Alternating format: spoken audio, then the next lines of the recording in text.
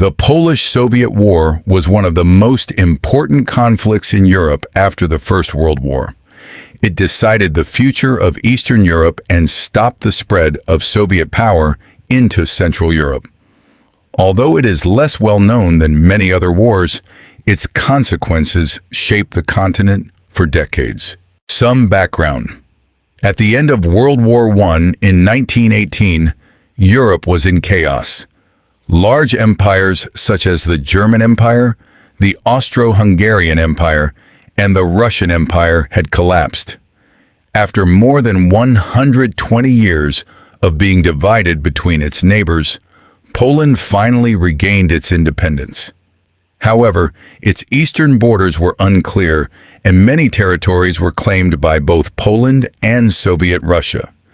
At the same time, Russia was going through a civil war. The Bolsheviks, led by Vladimir Lenin, had taken power during the Russian Revolution of 1917. Their goal was not only to win the Civil War, but also to spread communism across Europe. Polish leader Józef Piłsudski had a different vision. He wanted to create a strong group of independent countries in Eastern Europe that would protect Poland from both Russia and Germany. This conflict of ambitions made war almost unavoidable. The beginning of the war.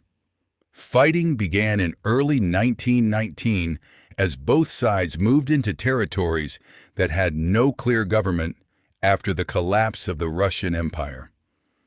At first, the battles were relatively small. Both armies were still recovering from years of war.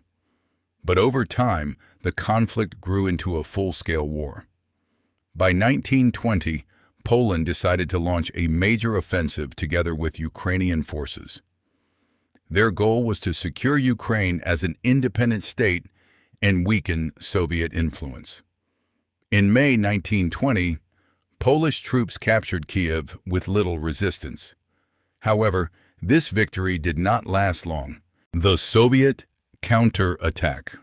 The Red Army quickly organized a massive counter-offensive. Led by experienced commanders, Soviet forces pushed the Polish army back hundreds of kilometers. The Soviet advance was incredibly fast. During the summer of 1920, many people believed Poland was about to collapse. The Red Army reached the outskirts of Warsaw, the Polish capital. Soviet leaders expected to capture the city and continue advancing into Germany, where they hoped communist revolutions would begin. For Poland, the situation looked desperate. The Battle of Warsaw. In August 1920, Poland launched a bold counterattack near Warsaw. Using good intelligence, careful planning, and fast troop movements, the Polish army surprised the Red Army. The battle became known as the Miracle on the Vistula. Instead of capturing Warsaw, Soviet forces suffered a major defeat. Thousands of soldiers were captured, while many others retreated in disorder. This victory completely changed the course of the war. After Warsaw, Poland continued its offensive and defeated the Red Army again at the Battle of the Niemen River. The Soviet government realized that continuing the war would be too costly and agreed to negotiate peace. The Treaty of Riga. In March 1921, both sides signed the Treaty of Riga. Poland gained large territories in what are today Western Ukraine and Western Belarus. The Soviet Union accepted the new border, although it remained dissatisfied with the outcome. For many Ukrainians and Belarusians, however, the treaty meant that their lands were divided between Poland and Soviet Russia instead of becoming independent.